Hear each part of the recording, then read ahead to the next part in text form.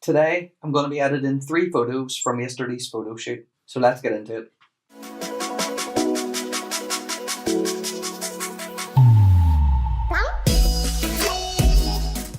Okay, so yesterday, me and my fiancée Hannah took a walk along the Lagan River in Belfast and just went to a few different locations and took some photos. So this is the first photo. It's backlit, so her face is underexposed. So we'll just deal with that in Lightroom here. The first thing I always do in Lightroom is just enable profile corrections here, because that usually lightens up the corners especially. It's best to do that before any exposure adjustments so you know what you're working with. So the first thing I think I'll do here is just bring down the highlights and see what we can recover. I might bring them, for now, I'll bring them the whole way down. So that's looking good. I'll bring up the shadows here. Just bring that way up actually. Maybe 55. Okay. And it's looking a bit blue. So I'm just going to raise the white balance here more towards the yellow. Okay, so for now that's looking good. So for the temperature and tint, usually I'm not doing too much with the tint, but I do like to just, with using my arrow keys on the keyboard, I just go up and down, and I might veer more towards the green, just a wee touch. But we can always come back and change this. Okay, I want to bring up the clarity just a wee touch, not too much.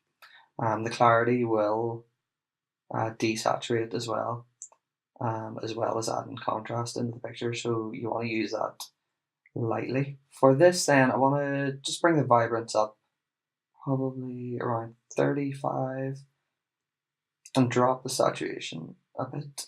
My go-to of the saturation is usually dropping it by 10 or upping it by 10 and then messing with the vibrance, but I think for this one I'll do that and then I'll up the vibrance a wee bit more. It's good as you're going just to do it before and after. So this is the before, this is the original, and just with the edits we've done so far, this is where we're at. Okay, so I'll go on down to the tone curve here. This is really where a lot of the work in terms of exposure, contrast will happen. You can be a lot more specific. So I initially just want to raise the black point just a wee touch. You don't want to go overboard with that, and I will compensate then by dropping the shadows a touch. Just want to add a point here in the mid-tones just to raise that up, and another one in between the shadows and the mid-tones. Okay, I probably don't want to raise the highlights too much, but I'll drop the whites down. We can do more with this, but for now I think so. I quite like that. So before, after. Okay, so here in the HSL, this is the layout. You can sort of change the layout a wee bit of this, and this just allows you to select different colors and adjust them individually. You can also just select this button here, and it allows you to target a particular shade or hue.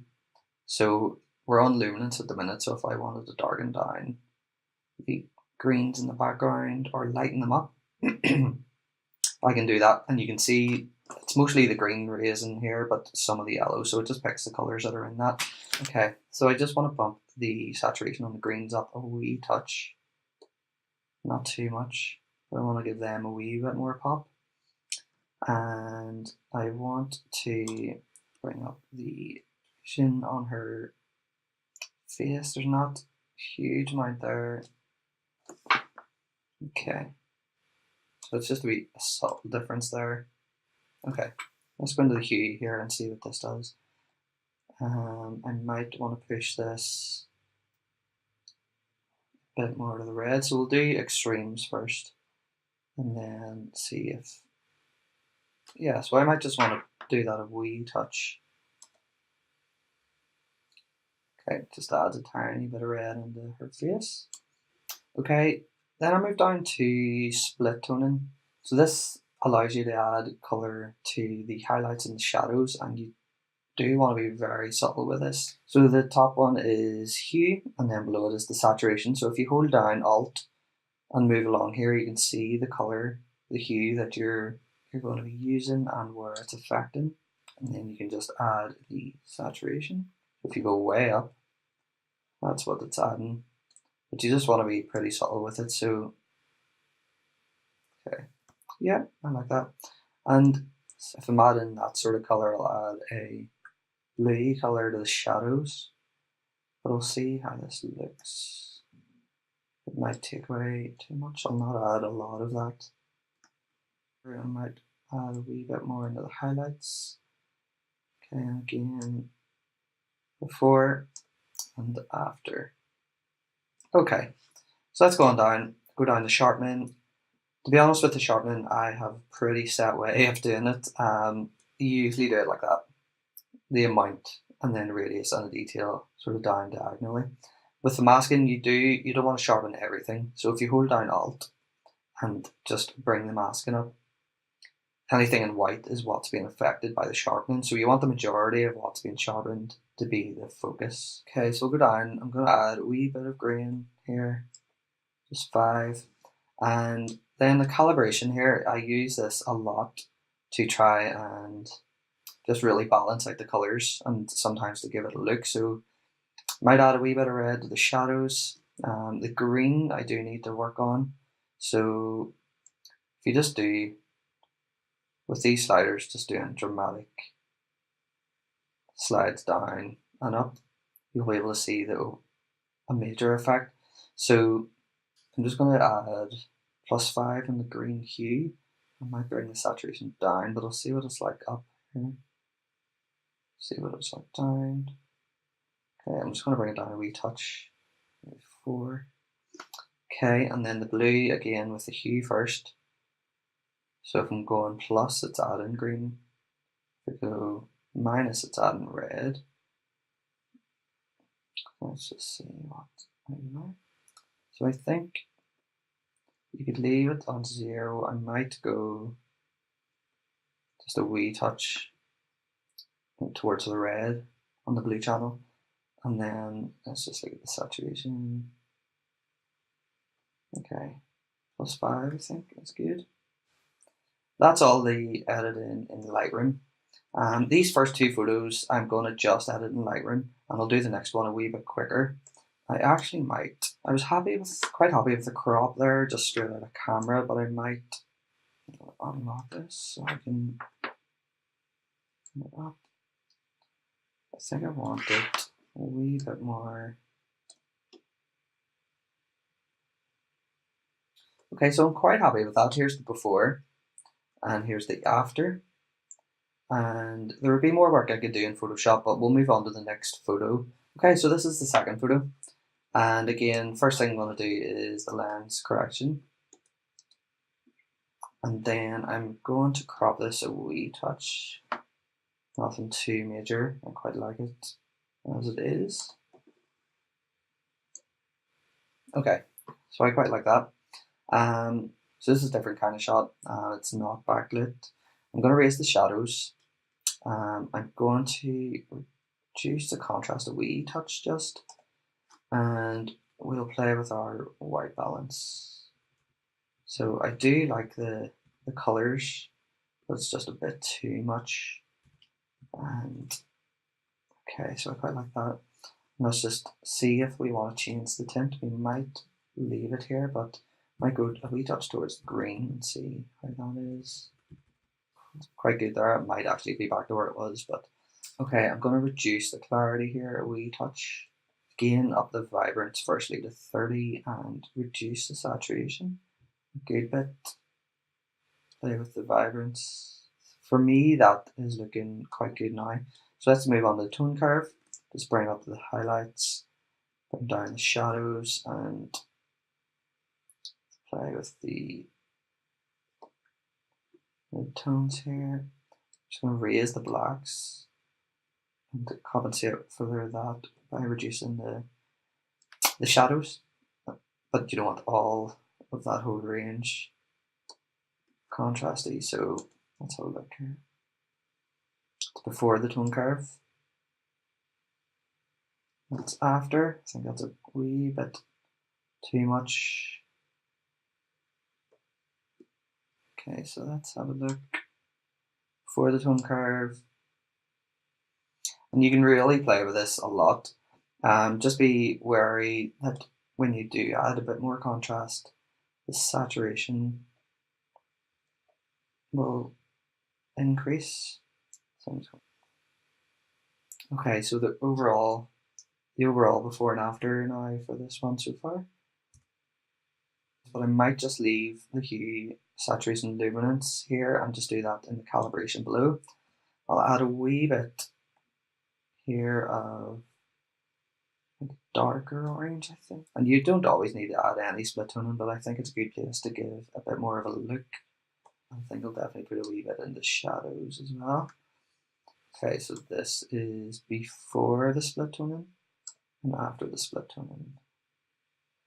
And I quite like that. I will work on the greens, I think, in color calibration. So I'm just going to do the same with the sharpening as the last photo. Might add a wee bit of vignette here.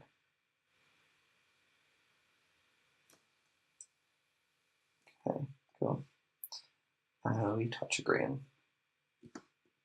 Okay, so in the calibration, I want to add a wee bit of red to the shadows. Not too much. And then the green channel. Let's just see here, hue-wise. Add a wee tiny bit towards the reds on the green channel and have a look at the saturation. Okay, and the blues, I just want to move a wee bit towards the reds and the blues as well. Okay, so again, like the last one, you could do so much more with this. You could play with the tone curve alone for an hour. But here is the before and there's the after. And I actually might add a wee bit more in it. And let's move on to the third photo.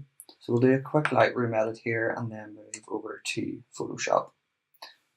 Profile correction first. And I'm going to bump the exposure up. I'm going to bring the shadows up a bit. Still want to keep that contrasty look. Highlights down a touch. Let's see how the white balance looks. Okay, so I'm going to think for this one, I'll increase the clarity just a touch, increase the vibrance, reduce the saturation. So far, before, after, and then we'll add a wee bit of contrast here with the tone curve. We'll bring the blacks up again, we will bring the shadows down and then have another point just above the midtones, just below the midtones. I like that. Okay, and always keep an eye on your saturation and vibrance while you're doing your tone curve. I won't do anything with split toning, I'll just sharpen up here. Use the masking, add a wee bit of green. I will add a wee bit of red to the shadows this time. So far here is what we've got, the before and the after. And what I'm going to do now is I'm going to bring this over to Photoshop. While that's loading, depends on the photos, but I can do a good bit of work in Photoshop, especially photos like this. I might do some skin retouching, which for me is more about blending colours in the face rather than getting rid of anything. For that, I use frequency separation. I'll not do that today, but if you do want a tutorial on frequency separation, let me know, and I'll be happy to do that. But for today, I'll just use Photoshop to sort of give a bit of a look to the photo, clean up the photo a wee bit. So Control J, I just want to create another layer. Okay, so the first thing we're going to do is some dodging and burning. I do this with the curves, so create a new curves layer, pump up for the dodging, Command I to invert, and then brush B on your keypad. So I'll do the overall picture first. You just move the brush size up, make sure it's a soft brush, and just use the brackets key to change the size. So I'm just going to lighten up some of the photo that's naturally light to start with.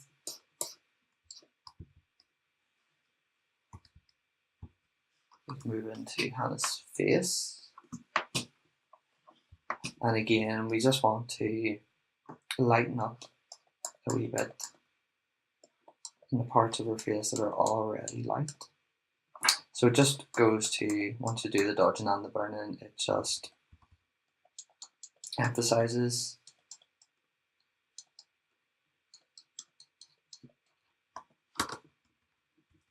I'm going to reduce the opacity of that layer. Okay, I'm going to bring it down, I think, to 38 to see it before and after. Okay, cool. So now we're going to do the burn layer, so another curve layer, and just bring the exposure down this time. Command I, and then back to our brush. I'll start with the overall photo, so we'll just darken these areas up a wee bit.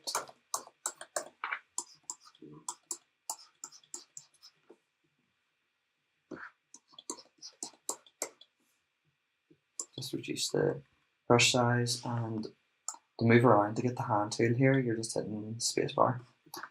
Okay, so I just want to again darken up what's already dark, just to help define Hannah's face a bit more. Just make it pop. Just down the side of the nose. I'm just going to reduce the opacity a wee bit here as well. It's a good idea just to get in the habit of, when you're doing stuff like this, to always reducing the opacity of a layer. Okay, I think that's good. Okay, the next thing I'm going to do, we're going to try and create a bit of a look. Again, this will be very subtle because it's already, I think, looking good. For this, I think I will add a solid color layer. Just want a wee bit of a darker orange, I think, for this one. Might go something like this. And then we'll go to the blend mode. We'll just try a few firstly. I like screen, that kind of works. We'll just bring down the opacity to try 15. A bit too much. Go down to 5, 11, 9. So before the solid color, after the solid color, quite like that. Okay, so we'll leave it there, and I want to add a black and white layer. Just hit tint, and you can change the color of the tint, but I quite like this color. And again, we're going to go to blend. I'm going to try soft light, overlay, lighten here. I think soft light. I'm going to try soft light first. Just bring down the opacity to a pretty low point. Okay, and I think the last thing we'll actually do with this is just go into selective colors. We'll start off with the reds. Okay, I'm going to reduce that just down by 2. The yellow, I'm going to bring down. I'm going to reduce the blacks, just lighten it up a wee touch, especially Hannah's face. Okay, so I think that's good. You don't need to. So this is our before and after. That's our before, that's our after. It's quite subtle. I didn't do a huge amount of work in Photoshop. Yeah, I'm happy with that.